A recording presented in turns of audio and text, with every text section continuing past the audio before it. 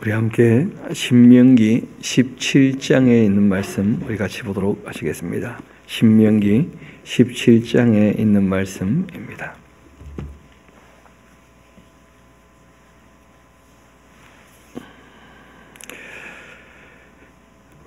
모세가 율법을 설명하는 그 설교는 계속되고 있는 것입니다.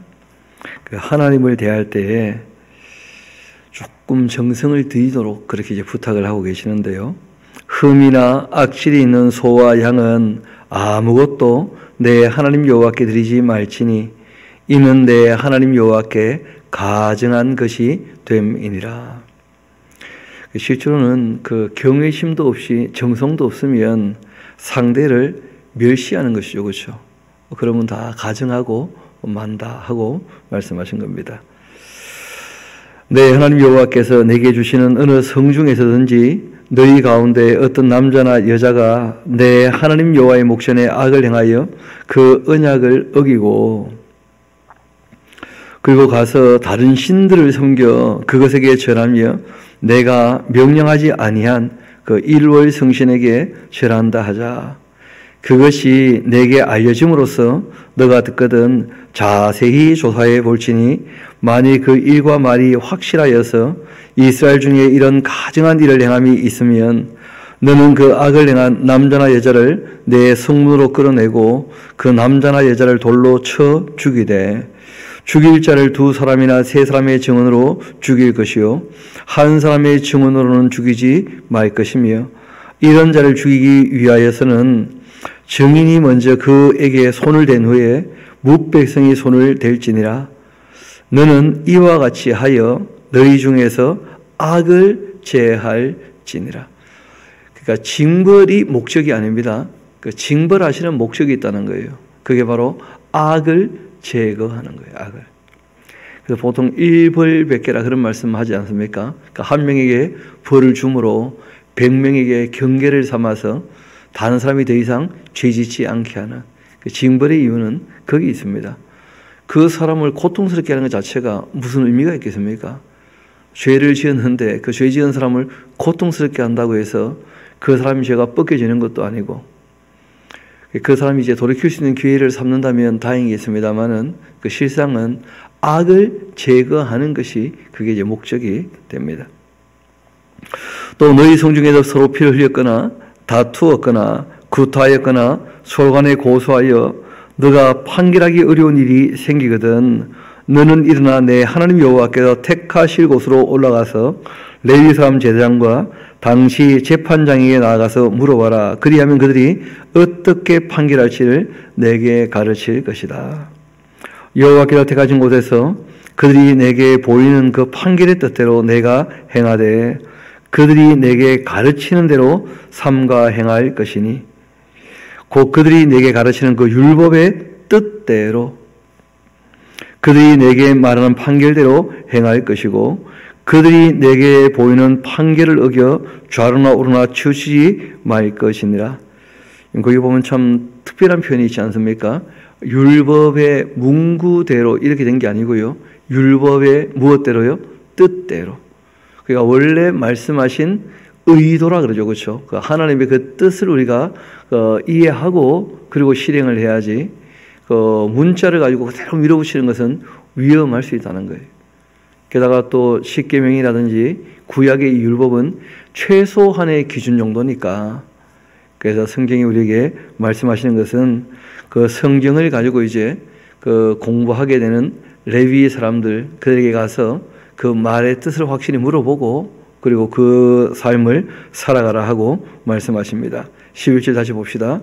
곧 그들이 내게 가르치는 율법의 뜻대로 그리고 그것이 또 하나님의 뜻인지 아닌지 어떻게 우리가 구분할 수 있는가 하면 그 성경의 내용도 우리가 가지고 있고 또 사람에게 하나님께서 새겨주신 양심의 법이라는 게 있지 않습니까? 우리 한번 로마서 2장 잠깐 한번 갔다 옵시다. 로마서 2장입니다.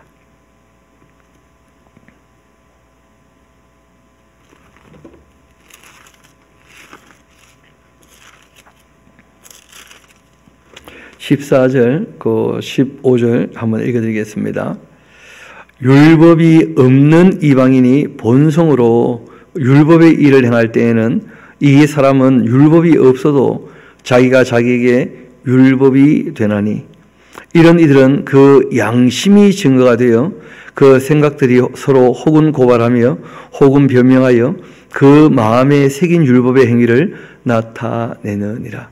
마음에 새겨진 율법이 양심이라는 거예요. 양심.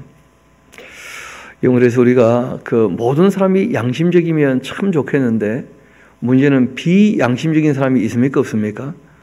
그래서 우리 주님께서 부탁을 하셔요. 그 비둘기처럼 순결한 것도 참 중요하지만 그러나 그보다 앞서 이 뱀처럼 지혜로워야 한다. 사람이 그 비양심적일 수 있다. 자기 욕심 때문에 또는 무지해서 교만해서. 그래서 너희들 스스로도 지혜가 있고 순결해야지 그 스스로 또 지혜를 갖지 않으면 남들에게 그 의존되게 되고 그리고 옳지 않은 말에도 따르게 되는 그런 분별력이 없는 어리석은 삶을 살게 될 테니까 그럼 우리가 서로 조심해야 될 문제죠. 그래서 하나님의 그 말씀을 읽을 때 그 뜻이 어떠한가 그 내용을 파악하고 난 다음에는 의미가 반드시 이해되도록 다시 17장 11절로 갑시다. 곧 그들이 내게 가르치는 그 율법의 뜻대로 그들이 내게 말하는 그 판결대로 행할 것이고 그들이 내게 보이는 판결을 어겨 좌로나 우로나 추치지 말 것이니라. 사람이 만일 무법하게 행하고 내 하나님 여호와 앞에 서서 섬기는 제사장이나 재판장에게 듣지 아니하거든 그 사람을 죽여 그 이스라엘 중에서 악을 제거하라. 그렇게 이제 부탁을 하셔요. 그러니까 공동체는 그 질서라는 게 꽤 중요하죠. 그 질서가 무너지면 또 다 무너질 수 있기 때문에 그래서 그런 질서를 잘 존중하도록 그렇게 말씀하십니다. 그리하면 온 백성이 듣고 두려워하여 다시는 무법하게 행하지 아니할 것이다. 이 법은 곧 질서인데 법을 지켜야 질서가 지켜지는 것이니까 그 무법하게 행하고 질서를 무너뜨리는 사람들이 없도록 하라 하고 이제 부탁을 하시죠. 내가 내 하나님 여호와께서 내게 주시는 땅에 이르러 그 땅 차지하고 거주할 때에 만일 우리도 우리 주위의 모든 민족들 같이 우리 위에 왕을 세워야겠다는 그 생각이 나게 되면 이게 좋은 생각 아닙니다. 여러분 좋은 생각은 하나님께서 우리의 왕이시다 이 마음이 변치 않아야 돼요. 그런데 사람들이 타락을 하게 되어서 이방인들처럼 우리도 왕이 있으면 좋겠다 그런 마음이 날 수 있다는 거예요. 실제로 이제 사무엘 상서를 보면 그 사무엘 아들들이 뇌물을 받아먹고 사람들이 우리도 이방인들처럼 왕을 세워야 하겠다 그런 얘기를 하거든요. 하나님께서 사람들이 그렇게 타락하게 될 것을 다 알고 계십니다. 그래서 특별히 부탁을 하셔요. 그런 생각이 나게 되거든 반드시 내 하나님 여호와께서 택하신 자를 내 위에 왕으로 세워야 할 것이다. 반드시 하고 부탁을 하신 거예요. 내 위에 왕을 세우려면 내 형제 중에서 한 사람으로 해야 되고 그리고 내 형제가 아닌 타국인을 너희 위에 왕으로 세우는 그런 우는 범치 말아라. 또 그 왕이 될 사람이 하지 말아야 될 것이 몇 가지가 있죠. 병마를 많이 두어서는 안 된다. 그리고 병마를 또 얻으려고 그 백성을 애국으로 돌아가게 해서는 안 된다. 이는 여호와께서 너희에게 이르시기를 너희가 이후에는 그 길로 다시 돌아가지 말 것이라 하셨습니다. 또 그에게 아내를 많이 두어 그 마음이 미혹되게 하지 말 것이며 자기를 위하여 은금을 많이 쌓는 일도 하지 말아야 한다. 크게 어떻게 보면 서너 가지를 말씀하신 것인데 권력을 가지고 행사하려고 하지 말라는 거예요. 그리고 또 한 남자와 한 여자인데 왕이라고 해서 아내를 많이 두는 것 그거 딴 나라들 다 그렇게 하던데 보니까 그런 짓 하지 마라. 그리고 무엇보다 왕이 될 사람은 금력이라 할 수 있죠. 그렇죠? 돈을 많이 쌓아두지 마라. 그런 욕심을 좀 내려놔야 그 왕으로서 자기 사명을 감당할 수 있지 왕에 대해서 군림하고자 한다면 섬기는 사람이 되지 않고 군림하는 사람이 된다면 그러면 하나님의 뜻을 따라 일하는 사람이 아니게 되는 것이죠. 그래서 왕이 하지 않아야 될 것을 크게 4가지를 말씀하신 겁니다. 군마를 많이 두지도 말고 또 병마를 가지려고 애굽으로 다시 돌아간다. 옛날로 다시 돌아간다. 그러니까 악한 데로 다시 돌아간다. 그럴 수 없다는 거죠. 노예처럼 백성을 대하셔서 안 되는 것이고, 그리고 여자를 많이 두지 말고 은금을 많이 두지 말라 했는데, 미리 말씀드립니다만은 하지 말라는 걸 고지고대로 다 한 사람이 있죠. 그 대표 인물이 누구냐면 솔로몬이에요. 솔로몬. 여러분, 그 지혜를 가지고서도 하나님의 율례와 법도를 어기게 되니까 결국은 우상 숭배로 달려가면서 타락하고 마는 거예요. 그러니까 지혜를 가지고 다 되느냐? 그렇지 않다는 거예요. 기록된 내용을 반드시 배워야 됩니다. 자기 지혜를 가지고는 하나님의 말씀을 다 알 수 없습니다. 기록된 말씀을 부지런히 그 입으로 읊조리면서 또 마음으로 되뇌이면서, 그게 이제 묵상이거든요. 작은 소리로 읊조린다. 늘 되뇌인다. 그 말씀을 늘 되뇌이지 아니하면 안 되는 것이죠. 그래서 하나님께서 특별히 이런 부탁을 하십니다. 그가 왕위에 오르거든 해야 될 일이 있다는 거예요. 이 율법서의 그 등사본을, 그러니까 사본을 반드시 하나 뺏겨 만들라는 겁니다. 레위 사람 제사장 앞에 책에 기록해서 평생에 자기 옆에 두고 읽어라. 평생에. 그 하나님 여호와를 경외하기를 배우게 하고 이 율법의 모든 말과 이 규례를 지켜 행할 것이라. 그렇게 하면 조건절이죠. 그렇죠? 그 마음이 그 형제 위에 교만하지 않게 될 것이다. 왕이 왕노릇 할 때 말씀을 가까이 하지 않으면 금방 교만하게 된다는 거예요. 그 자리 때문에.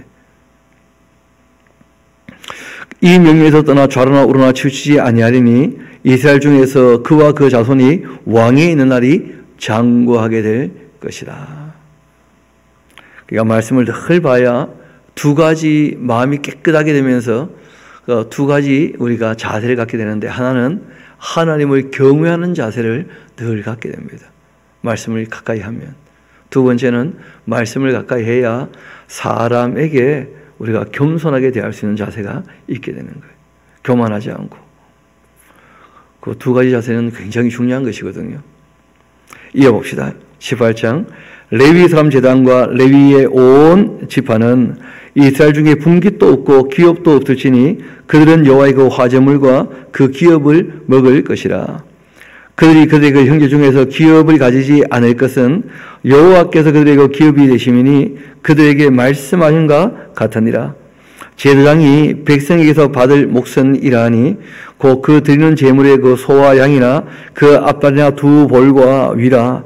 이것을 제사장에게 줄 것이고, 또 너가 처음 거둔 곡식과 포도주와 기름과 내가 처음 깎은 양털을 너가 그에게 줄 것이니 이는 내 하나님 여호와께서 내 모든 지파 중에서 그를 택하여 내시고 그와 그의 자손에게 항상 여호와의 이름으로 서서 섬기게 하셨음이니라.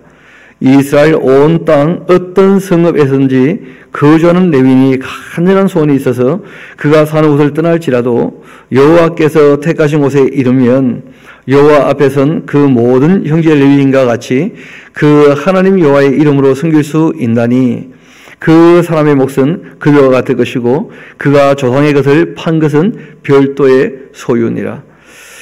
이 사람이 의외로 또 이동 욕구가 있습니다. 그렇지 않습니까?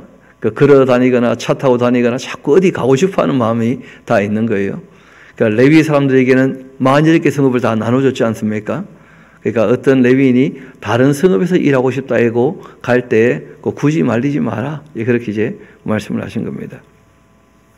다른 지파는 이제 땅이 다 나누어져 있으니까 성 하나가 아니고 땅덩어리가 넓지 않습니까?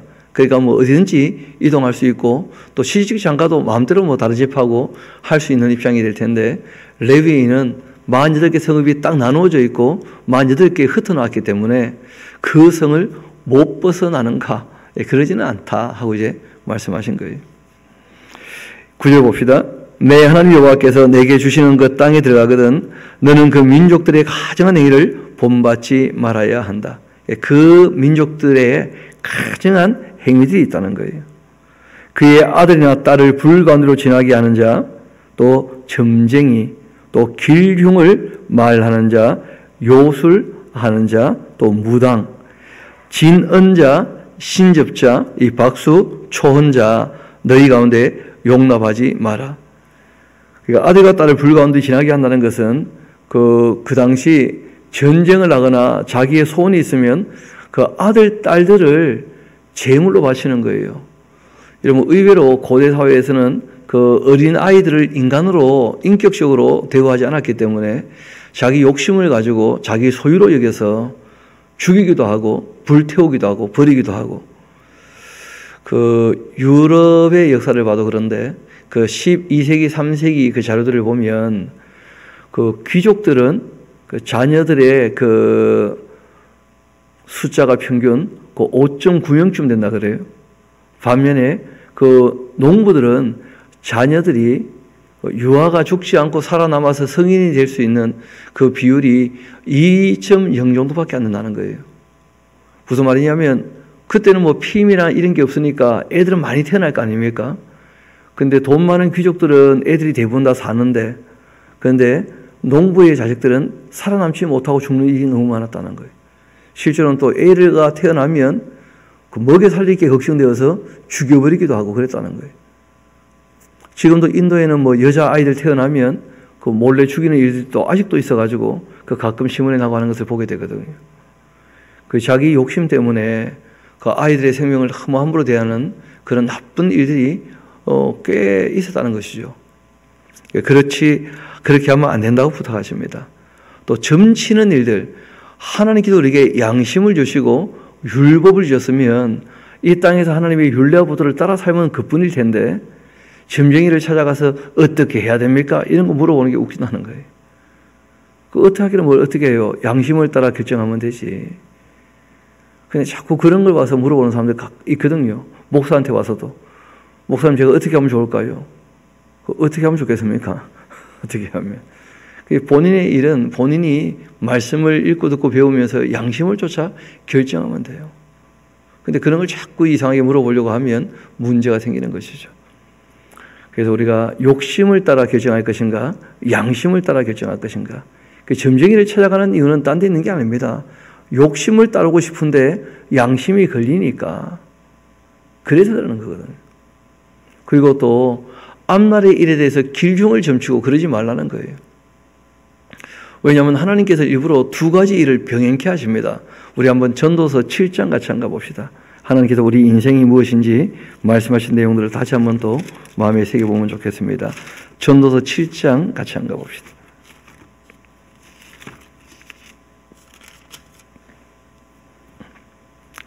(7장 14절) 제가 한번 읽어드리겠습니다. 형통한 날에는 기뻐하고 공고한 날에는 되돌아보아라. 이 두 가지를 하나님이 병행하게 하셔서 사람이 그 장래일을 능히 헤아려 알지 못하게 하셨다. 우리가 이 땅에 살아갈 때 형통한 일과 공고한 날이 늘 되풀이될 겁니다. 실제로. 그러니까 길흉을 묻는 것은 아무 의미 없습니다. 항상 이 두 가지가 병행하게 될 텐데 병행하시는 이유가 있다는 거예요. 실족하지 않으면서도 자신을 돌아보면서 바른 길 가게 하시려고 이 두 가지를 병행케 하신다는 거예요. 그러니까 길흉을 말하거나 길흉에 대해서 물어보거나 점쟁이한테 그건 다 악한 짓입니다.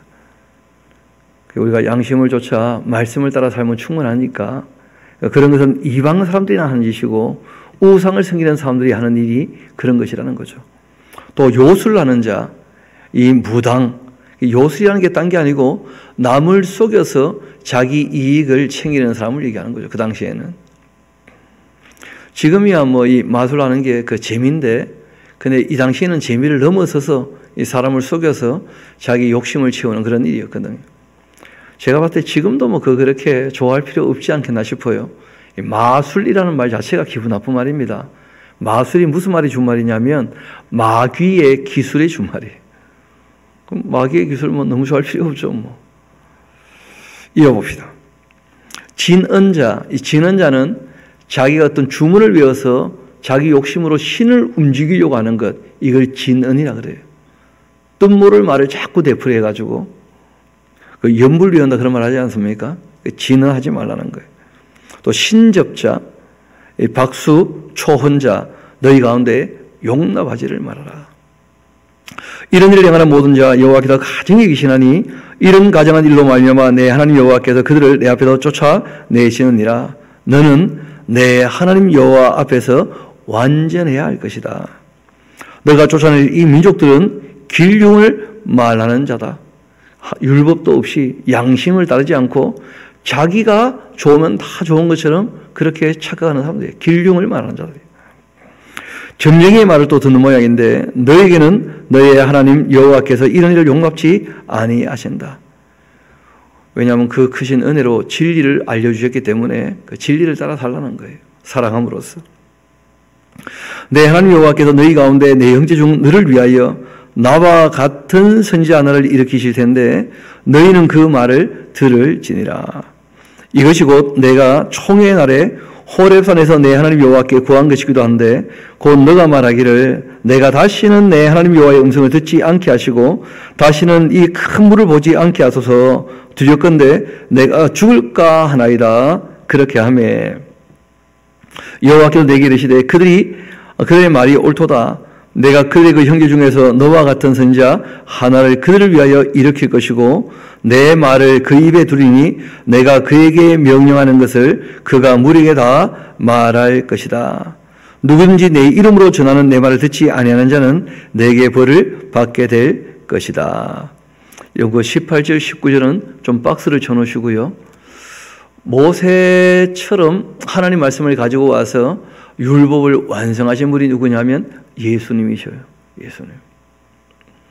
그래서 구약의 중보자는 모세고 신약의 중보자는 예수님이시죠. 예수님.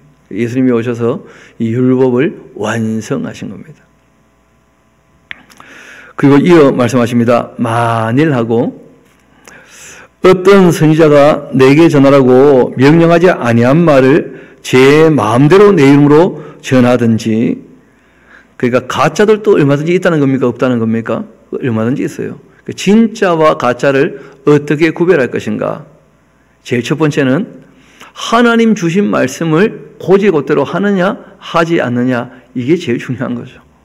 그렇지 않습니까? 그리고 이어봅시다. 만일 어떤 선지자가 내가 전하라고 명령하지 아니한 말을 제 마음대로 내 이름으로 전하든지 다른 신들의 이름으로 말한다면 그 선지자는 죽임을 당하리라. 그렇게 하셨느니라. 너가 또 마음속으로 이르기를 그 말이 여호와께서 이르신 말씀인지 우리가 어떻게 알리요? 그렇게 할 텐데, 만일 선지자가 있어서 여호와의 이름으로 말한 일에 증언도 없고 성취함도 없다면 이는 여호와께서 말씀하신 것이 아니고 그 선지자가 제 마음대로 한 말이니 너는 그를 두려워하지 말아야 한다. 그렇게 말씀하신 거예요. 우리가 13장을 읽어오지 않았다면 그 오해가 좀 있을 그런 말씀입니다. 우리 다시 한번 잠깐 13장으로 돌아갔다 옵시다. 신명기 13장입니다.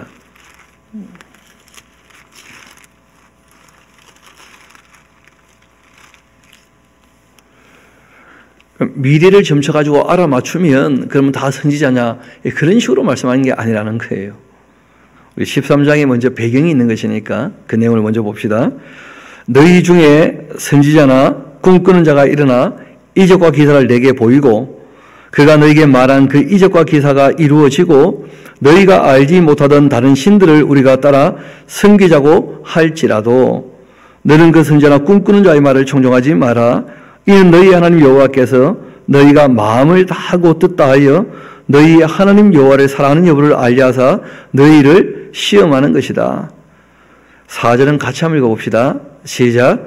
너희는 너희 하나님 여호와를 따르며 그를 경외하며 그의 명령을 지키며 그의 목소리를 청종하며 그를 섬기며 그를 의지하며 그런 선지자나 꿈꾸는 자는 죽여야 한다. 이는 그가 너희를 애굽 땅에서 인도하여 내시며 종되던 집에서 속량하신 너희의 하나님 여호와를 배반하게 하려 하며 너희의 하나님 여호와께서 너희에게 행하라고 명령하신 그 도에서 너를 끼어내려고 말하였음이니라. 너는 이같이 하여 너희 중에서 악을 어떻게 하라고요? 제거하라. 그리고 하나님의 율례와 법도 그 명령에는 뭐가 있습니까? 상, 벌에 대한 규정이 다 있다는 거예요. 그러니까 예언자가 지금 우리가 하나님 말씀을 떠났기 때문에 하나님 말씀하신 대로 벌이 임할 것이다 하고 그 말씀에 대한 증언이 당연히 있겠죠. 말씀하신 대로 얘기를 했으니까. 그래서 예레미야 같은 분이 얘기한 것이 뭐냐면 바벨론에 의해서 우리가 멸망하게 되어 있다. 그 벌을 순위 받아야 사는 길이 열린다. 이렇게 예레미야는 얘기하고 있고 거짓 선지자들은 뭐라고 합니까? 우리가 하나님과 함께 하는데 평안할 것이다. 안전할 것이다. 결국 누구 말이 옳았습니까? 예레미야의 말이. 그렇게 말한 것에 관한 확실한 증언이 있냐는 거예요.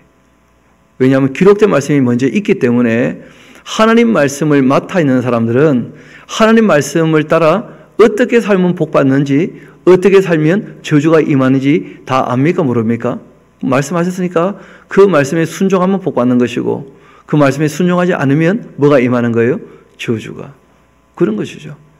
그래서 시간이 지나서 역사를 회고해 보면 누구 말이 옳았는지가 다 확인된다는 거예요. 하나님의 징계가 임했는지 아니면 아무리 악하게 살아도 늘 하나님 함께 하셔서 평안했는지 그런 것은 시간이 지나면 누구나 다 알게 된다는 거예요. 그래서 다시 18장으로 돌아옵시다. 13장의 배경을 가지고 레위기란 책을 우리가 알고 그 앞에 있는 내용들을 배경으로 해서 봐야지 오해가 없어요. 좀 전에 우리가 봤잖아요. 점을 치거나 길흉을 말하는 자는 어떻게 하라고 되어 있습니까? 죽이라고. 그러니까 그런 점치듯이 증언이 있는 것을 얘기하는 게 아니에요. 미래를 예측해가지고 알아맞춘다고 선지자냐 그런 얘기를 하는 게 아니라는 거예요. 이 말씀을 근거로 해서 그 말씀대로 다 이루어지는지 그걸 확인해 보라는 거죠. 22절 다시 봅시다. 만일 선자가 있어 여호와의 이름으로 말한 일에 증언도 없고 성취함도 없다면 이는 여호와께서 말씀하신 것 아니고 그 선자가 제 마음대로 한 말이니까 너는 그를 두려워하지 말아야 한다. 제 마음대로 말하는 사람들, 꿈꾸는 것 같은 말을 하는 사람들 조심해야 됩니다. 하나님 말씀에 대한 증언을 또 확인하려면 그 말씀을 가감 없이 성실히 대해야 돼요. 율법에 대해서. 19장 읽어봅시다. 내 하나님 여호와께서 이 여러 민족을 멸절하시고 내 하나님 여호와께서 그 땅을 내게 주심으로 너가 그것을 받고 그들의 그 성읍과 가옥에 거주할 때 내 하나님 여호와께서 내게 기업으로 주신 땅 가운데에서 새 성읍을 너를 위하여 구별하고 내 하나님 여호와께서 내게 기업으로 주시는 땅 전체를 새 구역으로 나누어 길 닦고 모든 살인자를 그 성으로 도피하게 하라. 살인자들로 도피하여 살만한 경우는 이러하니 곧 누구든지 본래 원한이 없는데 부지 중에 그 이웃을 죽였다면 가령 사람이 그 이웃과 함께 볼목하러 살림에 들어가서 손에 도끼를 들고 볼목하려고 찍을 때 도끼가 자루에 빠져 그 이웃을 맞춰서 그를 죽게 함과 같을 것인데 이런 사람은 그 성읍 중 하나로 도피하여서 생명을 보존할 것이니라. 그 사람이 그에게 본래 원한이 없으니 죽이기에 합당하지 아니하나 두렵건대 그 피를 보복하는 자의 그 마음이 복수심에 불타서 살인자를 뒤쫓는데 그 가는 길이 멀면 그를 따라 잡아 죽일까 하노라. 그러므로 내가 너에게 명령하기를 내 새 성읍을 너를 위하여 구별하라 그렇게 하노라. 내 하나님 여호와께서 내 조상들에게 맹세하신 대로 내 지경을 넓혀서 내 조상들에게 주리라고 말씀하신 땅을 다 내게 주실 때에 또 너희가 오늘 내가 너희에게 명하는 이 모든 명령을 지켜 행하여서 내 하나님 여호와를 사랑하고 항상 그의 길로 행할 때에는 이 새 성읍을 더하여 내 하나님 여호와께서 내게 기업으로 주시는 땅에서 무지한 피를 흘리지 말라. 이같이 하면 그 피가 내게로 돌아가지 아니할 것이다. 그러나 만일 어떤 사람이 그 이웃을 미워하여 엎드려 그를 기다리다가 일어나서 상처를 입혀 죽게 하고 이 한 성읍으로 도피하게 된다면 그 본 성읍 장로들이 사람을 보내어 그를 거기서 잡아다가 보복자의 손에 넘겨 죽이게 할 것이라. 내 눈이 그를 긍휼히 여기지 말고 무지한 피를 흘린 죄를 이스라엘에서 제하라. 그리하면 내게 복이 있게 될 것이다. 그러니까 이 도피성이라고 하는 것은 과실치사자는 죽이지 말아야 할 것이다. 바꾸어 말하면 이런 모양 저런 모양이든지 간에 죄 없는 사람을 피 흘리게 해서는 안 되는 것이죠. 그래서 억울한 사람 있지 않도록 일단 먼저 그 살인자라 할지라도 이게 의도적인 살인인지 아니면 과실치사인지 이걸 반드시 법정에서 시시비비를 가려가지고 그 과실치사자는 억울하게 죽지 않도록 그렇게 이제 보호하는 그런 법이기도 하죠. 반면에 고의로 살인했다. 그런 사람은 반드시 죽이라고 되어 있어요. 이 모든 법의 그 핵심은 어디 있느냐면 억울한 사람의 피를 흘리지 말게 하라. 누구든지 억울한 사람 없도록 그래서 법정이 있는 것이거든요. 재판석이. 그런데 우리는 뭐 재판석에 가서 더 억울해서 못 살겠다는 사람들이 생겨나니까 그런 것이 참 안타까운 것이죠. 내 하나님 여호와께서 내게 주어서 차지하게 하시는 땅, 곧 내 소유가 된 기업의 땅에서 조상이 정한 너의 이웃의 경계표를 옮기지 말아라. 남의 땅을 빼앗을 욕심 부리지 마라. 이렇게 특별히 부탁하십니다. 사람의 모든 악에 관하여 또한 모든 죄에 관하여 한 증인으로만 증인해서는 안 된다. 두 증인의 입으로나 또는 세 증인의 입으로 그 사건을 확정해야 된다. 그러니까 그게 정말 사실이라면 두 사람이나 세 사람이나 똑같이 얘기를 하겠죠. 사실이 아니라면 자꾸 말을 물어보면 엉뚱한 말이 나오기 마련이라는 거예요. 근데 문제는 이 사법부에서 기획해가지고 수사를 하게 되면 입맞추게 만들고 참 그런 악들이 아직은 이 세상에 있으니까 참 안타깝지만 진짜 있는 일이거든요. 성경은 그런 일이 없으면 참 좋겠다. 그런 말씀하셔요. 그래서 꼭 기억해야 할 것은 이 땅의 재판은 하나님이 바라시는 말씀을 하셨지만 그러나 하나님 말씀대로 바람대로 안 되는 게 너무 많다는 걸 꼭 기억하셔야 됩니다. 왜냐하면 순종하지 않는 사람들이 얼마든지 있으니까요. 재판석에도. 그래서 우리가 하나님이 반드시 재판하신다. 누구나 다 하나님의 이 심판대 앞에 서게 될 것이다. 그걸 우리가 기억하면서 살아갈 수 있게 되기를 소망합니다. 이어봅시다. 만일 위증하는 자가 있어 어떤 사람이 악을 행하였다 말한다면 그 논쟁하는 쌍방이 같이 하나님 앞에 나아가 그 당시 제사장과 재판장 앞에 서고 재판장은 자세히 조사해서 그 증인이 거짓 증거하여 그 형제를 거짓으로 모함한 것이 판명되면 그러면 그가 그 형제에게 행하려고 했던 그대로 그에게 행하여 너희 중에서 악을 제거하라. 항상 형벌의 목적은 악을 제거함에 있는 것입니다. 그리하면 그 남은 자들이 듣고 두려워하여 다시는 그런 악을 너희 중에서 행하지 아니할 것이다. 내 눈이 긍휼히 여기지 말아라. 생명에는 생명으로, 눈에는 눈으로, 이에는 이로, 손에는 손으로, 발에는 발로. 그러니까 레오 탈레오릭스라고 하는 이 법은 왕의 법이고 이 법이 공평의 법이에요. 모든 사람의 생명은 어떻다는 거예요? 가치가 같다는 거예요. 모든 사람의 눈은 가치가 같다는 거예요. 모든 사람의 발은 손은 가치가 다 똑같다는 거예요. 존재의 가치를 인정하는 게 중요하다는 거예요. 그래서 남을 해코지하기 전에 기억하라는 거예요. 그 사람을 해코지한 대로 또 똑같이 당하게 될 것이니까 그러니까 실제로는 이 법은 원수에게 보복을 하라 그런 뜻이 아닙니다. 이 법의 원래 의도는 뭐냐면 방지법이에요. 남에게 상해를 입히기 전에 생각하라는 거예요. 너도 똑같이 당할 거니까. 그걸 기억하라는 것이죠. 두 번째는 그런 일이 없기를 바라지만 그런 일이 또 실제로 벌어질 수 있지 않습니까? 그렇죠? 그럴 때는 가중처벌하면 안 나는 거예요. 살인자가 있었다면 그 사람은 죽이면 되는데 그 사람의 가족들까지 막 원수가 겠다면서 더 죽이는 일들이 벌어진다는 거예요. 그래서는 안 나는 거예요. 생명에는 그 생명으로만. 또 누가 나를 한 대 때리면 두 대 때리고 그러면 안 된다는 거죠. 그렇죠? 한 대 맞았으면 딱 한 대만 돌려주면 돼. 근데 예수님은 여기서 한 걸음 더 나가셔서 누가 너를 모욕해서 오른뺨을 치면 막 거기서 싸움을 그치지 왼뺨 한 번 더 맞을 생각하고 그만두지 거기에서 다툼을 일으키지 마라. 이렇게 예수님은 특별히 또 부탁을 하셨죠. 한 걸음 더 나가서 말씀하신 거예요. 이 입장 이어봅시다. 이 가나안 땅에 들어가서 이제 이 죄악이 관영한 사람을 진멸하는 것 이외에 주변 나라들에게 제사장 나라의 역할을 감당하게 될 때 그때 어떻게 행동해야 될 것인가? 그리고 또 이 악을 진멸하는 전쟁을 할 때 누가 나가서 싸울 것인가? 이런 부분들 이제 쭉 말씀을 하시는데 하나님께서 배려하시는 사람들이 좀 있어요. 누구냐면 3대 희락이라 그러는데 집을 짓거나 기업을 이루거나 결혼을 했다면 적어도 1년 정도 자기들이 이 땅에 누리는 그 기쁨은 누리고 난 다음에 전쟁터로 나오도록 그렇게 말씀하시는 법이 있습니다. 우리 한번 봅시다. 너가 나가서 적군과 싸우려 할 때에 마이와 병거와 백성이 너보다 많음을 볼지라도 그들을 두려워하지 마라. 애굽 땅에서 너를 인도하여 내신 내 하나님 여호와께서 너와 함께 하시느니라.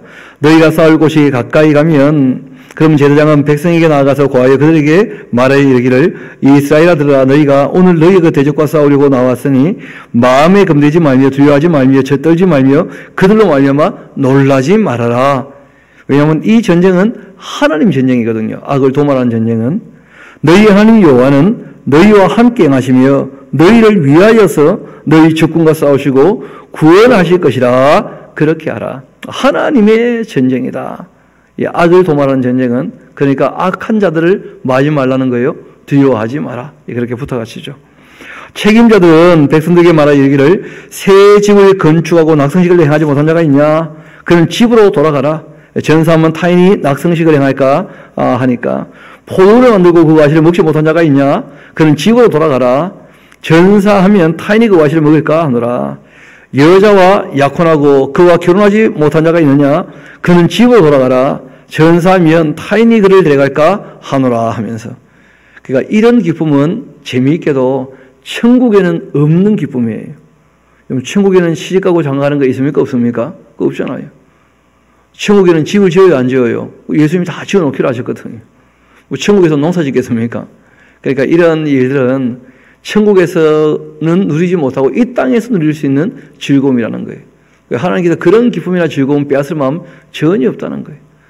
여러분, 기독교 신앙은 금욕주의 신앙이 아닙니다. 그렇다고 또 쾌락주의도 아니에요.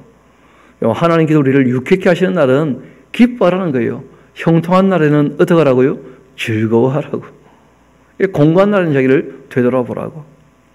삶을 살아갈 때 정말 사람답게 살아가야지 항상 그냥 이마에다가 그 내천자 그리고는 인상 잔뜩 찌푸리고 막 그런 식으로 살기를 원치 않습니다. 하나님께서는. 공고한 날이 오면 돌아보지만 형통한 날에는 기뻐하는 거 뭐 얼마든지 하나님께서 즐기라고 말씀하시는 거예요. 그래서 이런 땅에서 즐기는 즐거움에 대해서 빼앗을 마음이 하나님이 없다 말씀하시고 이어 말씀하십니다. 책임자들은 또 백성에게 말하여 이르기를 두려워해서 마음이 허약한 자가 있냐? 그 집으로 돌려보내라. 자기는 싸움도 못 나가겠다. 심약해서 난 누구 죽이고 이런 거 못한다 나는. 그럼 굳이 데리고 나가지 말라는 거예요. 양심을 따라 결정을 했는데 다 전쟁터 꼭 나가야 되냐면 남자라면 그런 건 아니라는 거예요. 성경은. 두려워서 마음이 허약한 자가 있냐? 그는 집으로 돌아가라. 그 형제들의 마음도 그 마음과 같이 낙심이 될까 염려가 되니까.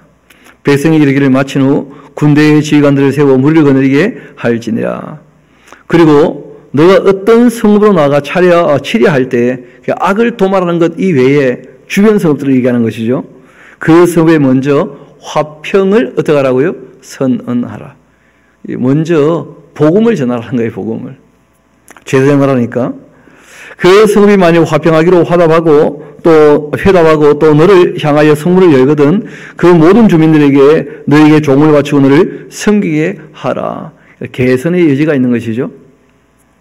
만일 너와 화평하기를 거부하고 너를 대적하여 싸우려 하거든 너는 그 성읍을 에워쌀 것이며 그리고 너의 하나님 여호와께서 그 성읍을 내 손에 넘기시거든. 바꿔 말해서 하나님이 판단했을 때 개선의 여지가 없다. 그러면 넘겨주는 거 아니겠습니까? 그러면 그 안에 남자는 다 쳐 죽여야 한다 하고 말씀하신 거예요. 그러니까 화평을 안 받는다고 무조건 치는 게 아닙니다. 하나님께 반드시 뜻을 어떻게 해야 됩니까? 물어보고 그리고 이제 실행을 하는 거예요. 이런 것은 뭐 지금 우리하고는 직접 관계가 있는 것은 아니죠. 그렇죠? 이스라엘 백성이 가나안 땅에 들어가서 이제 그 가나안의 이 악한 일곱 족속을 진멸하고 주변 이 성읍들과 다툼이 있을 때 어떻게 할 것인가 하는 것을 말씀하고 있는 내용입니다. 이어봅시다. 또 내 하나님 여호와께서 그 성읍을 내 손에 넘기시거든 너는 칼날로 그 안에 남자를 다 쳐 죽이고 너는 오직 여들과 여아들과 가축들과 또 성읍 가운데 있는 모든 것을 너를 위하여 탈취물로 삼을 것이며 너는 내 하나님 여호와께서 내게 주신 그 적군에게서 빼앗은 것을 먹을지니라.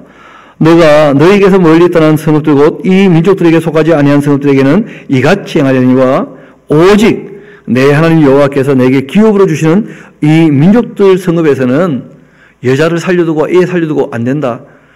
호흡이 있는 자라면 하나도 살리지 말고 진멸해야 된다. 왜냐하면 이 성읍들은 죄악이 관영한 곳이니까. 그런 뜻입니다. 곧 헷 족속과 아므리 족속과 하난 족속과 브리스 족속과 히위 족속과 또 이 여부스 족속을 내가 진멸하되 내 하나님 여호와께서 내게 명령하신 대로 그렇게 진멸해야 된다. 이는 그들이 그 신들에게 행하는 모든 가정한 일을 너희에게 가르쳐 본받게 하고 너희가 너희 하나님 여호와께 범죄하게 할까 염려가 되어서 그러니까 그들은 얼마나 악하냐 너희들이 오히려 선교당해서 이방신을 섬기게 될 거야 남겨두면 그러니까 반드시 그들을 진멸해야 돼 하고 이제 말씀을 하신 거죠. 여러분 그 예수님이 예루살렘에 입성하실 때 나귀 타고 입성하신 거 기억나시죠? 왜 나귀를 타고 입성을 하셨을까요? 전쟁하러 오신 게 아니었다는 거예요. 구원이 목적이었죠. 그렇죠? 그래서 예수님께서 입성하실 때는 나귀 새끼를 타시고 평화의 왕으로 입성하신 거예요. 그런데 이 예루살렘이 예수님을 영접했습니까? 영접하지 않았습니까? 영접하지 않았죠. 그래서 AD 70년에 예루살렘이 어떻게 됩니까? 멸망하고 마는 거예요. 하나님께서 평화를 원하시고 하나님께서 화해의 제수처를 하셨는데 우리가 하나님의 평화를 받아들이지 않으면 그러니까 구원 얻지 못하면 그러면 지옥 가는 것이죠. 어떻게 보면 예수님께서 심판을 목적으로 오신 게 아니지만 구원하러 오셨는데 그 구원을 안 받아들이면 뭐가 되고 마는 거예요? 심판이 되고 마는 거예요. 하나님께서 우리를 사랑하신다는데 그 사랑을 안 받아들이면 어떻게 되는 겁니까? 그러면 하나님께 버림받게 되는 거예요. 사랑을 안 받아들였기 때문에. 그래서 우리가 하나님 말씀을 대할 때 어떤 자세히 하느냐 하는 것 굉장히 중요한 것입니다. 이어봅시다. 또 너희가 그 어떤 성읍에 오랫동안 에워싸고 그 성을 쳐도 점령하려 할 때 도끼를 둘러 그곳의 나무를 찍어내지는 마라. 이는 너희가 먹을 것이 될 것이니 찍지 말라. 들의 수목이 사람이냐 너희가 찍어서 에워싸겠냐. 다만 과목이 아닌 수목은 찍어내고 너희와 싸우는 성읍을 그 치는 기구를 만들어 그 성읍을 함락시킬 때까지 쓸지니라. 과일 나무는 함부로 베지 말라는 거예요. 사람들이 다 먹고 살아야 되는 그 양식이 되는 것이니까요. 그리고 내 하나님 여호와께서 내게 주어 차지하게 하신 땅에서 피살된 시체가 들에 엎드려진 것을 발견하고서 그러니까 누가 죽였는데 누가 죽였는지를 전혀 알지 못하는 그 살인자도 없고 과실치자도 없고 그런 시체가 있을 수 있지 않습니까? 그런데 그 시체는 왜 죽었는지 아무도 모르잖아요. 또 억울하게 죽어서 가능성도 크고 그랬을 때 어떻게 하면 좋겠느냐 하고 이제 얘기하신 것인데요. 너희의 장로들과 재판장들은 나가서 그 피살된 곳의 사방에 있는 성읍에 원근을 질 것이고 그 피살된 곳에서 제일 가까운 성읍의 장로들이 그 성읍에서 아직 부리지 아니하고 멍에를 매지 아니한 암송아지를 취하고 그 성읍의 장로들이 물이 항상 흐르고 갈지도 않고 씨를 뿌릴 일도 없는 골짜기로 그 송아지를 끌고 와서 그 골짜기에서 그 송아지의 목을 꺾을 것이고 레위 가문 제사장도 그리로 갈지니 그들은 내 하나님 여호와께서 택하사 자기를 섬기게 하시며 또 여호와의 그 이름으로 축복하게 하신 자라 모든 소송과 모든 투쟁이 그들 그 말대로 판결될 것이니라. 그 피살된 곳에서 제일 가까운 성읍의 모든 장로들은 그 골짜기에서 목을 꺾은 암송아지 위에 손을 씻으며 말하기를 우리의 손이 이 피를 흘리지 아니하였고 우리의 눈이 이것을 보지도 못하였나이다. 여호와여 주께서 속량하신 주의 백성 이스라엘을 사하시고 무지한 피를 주의 백성 이스라엘 중에 머물러 두지 마옵소서. 그렇게 하면 그 피 흘린 죄가 사함을 받게 될 것이다. 너는 이와 같이 여호와께서 보시기에 그 정직한 일을 향하여서 무죄한 자의 피 흘린 죄를 너희 중에서 제거하라. 어떤 사람이 죽었다면 제일 가까운 성읍에서 그 시신을 다 수습해주고 그 장례를 잘 치러주도록 그렇게 이제 부탁을 하신 겁니다. 너가 나가서 적군과 싸울 때 내 하나님 여호와께서 그들을 내 손에 넘기심으로 너가 그들을 사로잡은 후에 너가 만일 그 포로중 아리따운 여자를 보고 그를 연연하여 아내를 삼고자 하거든 그를 내 집으로 데려갈 것이고 그는 그 머리를 밀고 손톱을 베고 또 포로의 의복을 벗기고 내 집에 살며 내 부모를 위하여 한 달 동안 애고한 후에 너가 그에게로 들어가서 그 남편이 되고 그는 내 아내가 될 것이고 그 후에 너가 그를 기뻐하지 아니하거든 그를 마음대로 가게 하고 결코 이 돈을 받고 팔지는 말아라. 너가 그를 욕보했은즉 종으로 여기지는 말아야 한다. 여러분 이걸 가지고 이제 그 신약에서 예수님께 여자를 내버리라고 모세가 말한 적이 있는데 하고 이제 얘기를 했던 것이죠. 그런데 예수님께서 너희가 오해했던 것이다. 모세가 너희가 완악해서 그런 말을 한 것이고 원래 하나님께서 한 남자와 한 여자를 지으셨는데 하나님이 짝 지어주신 것 사람이 나누면 된답니까? 안 된답니까? 안 된다. 그런 말씀을 하신 거예요. 그러니까 종 중에 어떤 여자를 아내로 취했다면 기뻐하지 않으면 내보낼 수 있다고 말씀하신 것은 완악하기 때문에 그렇게 말씀하신 것이지 원래 하나님께서 그렇게 원하신 것은 아니다. 그런 것입니다. 그 미움받으면서 같이 사는 것보다야 갈라서는 게 뭐 나을 수 있죠. 뭐 어떻게 보면 종인데 그러나 부탁을 하죠.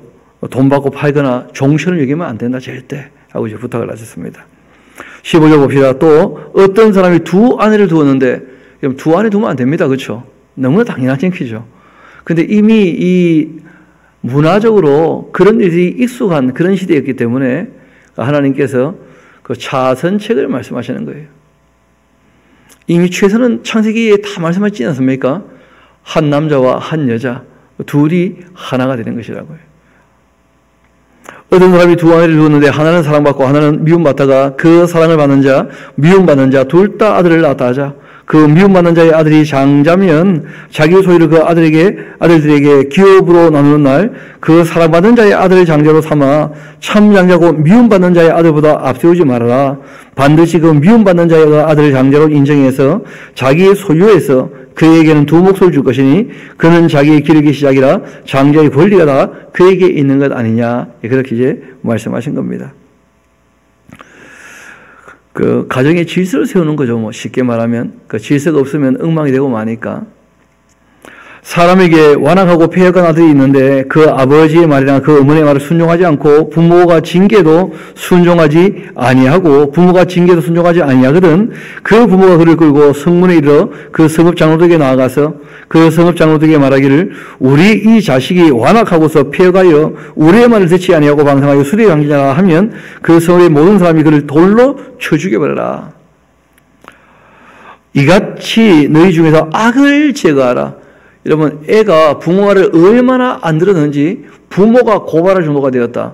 그런 건 살 가치가 없다는 거예요. 죽여버리라고 되어 있어요. 이같이 내가 너희 중에서 악을 제하라. 그리하면 온 이스라엘이 듣고 두려워할 것이다. 그 악을 제거하는 것이 이제 목적이 되는 것이죠. 왜냐하면 부모님을 공경하는 것은 너무나 당연한 일이거든요.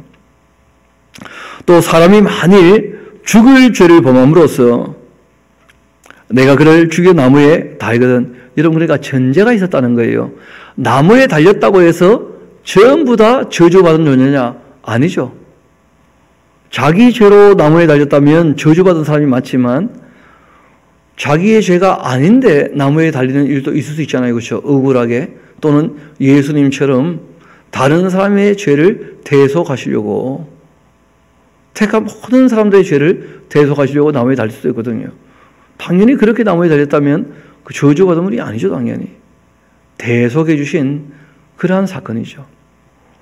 사람이 만일 죽을 죄를 범함으로 너가 그를 죽여 나무 위에 달았거든 그 지시를 나무에 밤새도록 두지 말고 그날의 장사여 내 하나님 여호와께서 내게 기업으로 준 땅을 더럽히지 마라. 나무에 달린 자 하나님께 저주를 받은 것이다 하고 말씀하셨어요. 얼마나 사람이 악하면 그 나무에까지 달겠냐. 그 하나님께 저주받은 사람이야. 그렇게 이제 말씀하신 겁니다. 그렇다 할지라도 그 하룻밤 지내지 말고 어떻게 하라는 거예요? 반드시 저녁 되기 전에 내려놓고 그 시체를 수습하도록 이렇게 부탁하신 거죠. 이걸 이제 유대인들이 예수님에 대하여 오해를 해가지고 나무에 달린 자는 저주받았으니까 메시아일 수가 없다. 이런 식으로 이제 오해를 했던 것이죠. 지금까지도 그렇게 오해하고 있습니다. 사람이 죽을 죄를 범해서 그랬다면 그 저주받는 게 확실하죠. 그 예수님께서 죽을 죄가 어디 있습니까 대체? 예수님께서 죽을 죄가 전혀 없잖아요. 우리 죄 때문에 나무에 달리신 거지. 그래서 바울이 그 사실을 깨닫고 내가 더 이상 십자가를 부끄러워하지 않겠다. 왜냐하면 나무에 달렸다고 해서 다 하나님께 저주받은 존재가 아니고 예수님은 우리가 받을 저주를 대속하시기 위해서 나무에 달리신 것이니까 오히려 내가 십자가를 이제는 자랑하겠다. 나에게는 십자가 이외에는 자랑이 없다. 그렇게 이제 얘기하게 된 것이죠. 읽어봅시다. 내 형제의 소나 양이 길을 든 것을 보거든 못 본 자 하지 말고 너는 반드시 그것을 끌어다가 내 형제에게 돌려라. 내 형제가 내게서 멀거나 또는 내가 그를 알지 못하거든 그 짐승을 내 집으로 끌고 와서 내 형제가 차기까지 내게 두었다가 그에게 돌려줄지니 낙이라도 그리하고 의복이라도 그리하고 형제가 잃어버린 어떤 것이든지 내가 얻게 되면 다 그리하고 못 본 체 하지 말 것이며 내 형제의 낙이나 소가 길에 넘어진 것을 보거든 못 본 체 하지 말고 너는 반드시 형제를 도와서 그것을 일으킬지니라. 여자는 남자의 의복을 입지 말 것이고 남자는 여자의 의복을 입지 말 것이라 이같이 하는 자 내 하나님 여호와께 가정한 자다.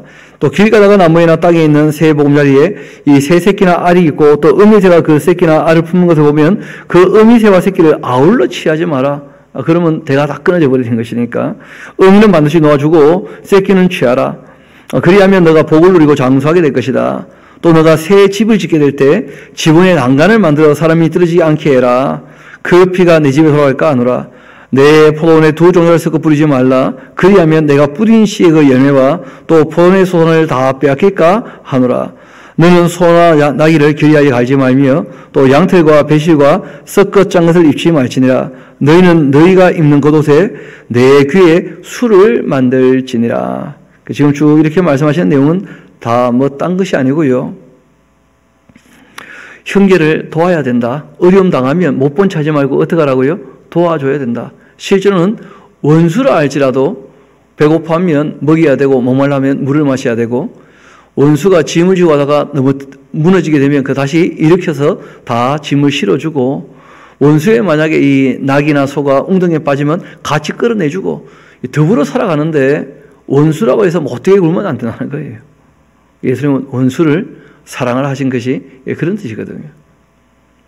더불어 살아갈 때 사람의 최선의 도리는 밉든지 밉지 않든지 미워하는 마음이 또 있으면 안 되니까요. 원수든지 원수가 아니든지 사람의 기본 도리는 우리가 다 하며 살아가야 됩니다.